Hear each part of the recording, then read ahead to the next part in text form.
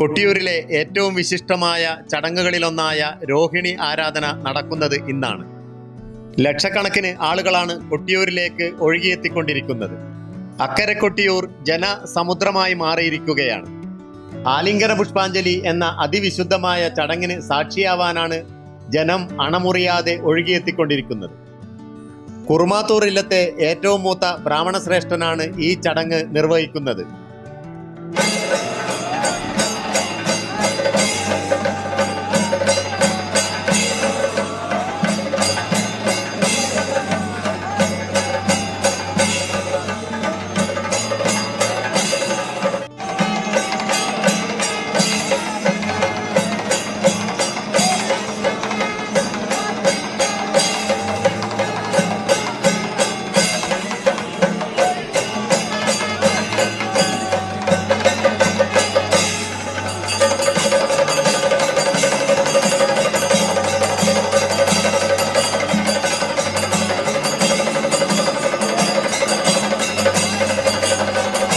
മഹാവിഷ്ണുവിന്റെ പ്രതീകമായിട്ടാണ് അദ്ദേഹം ഈ ചടങ്ങിൽ പങ്കെടുക്കുന്നത്.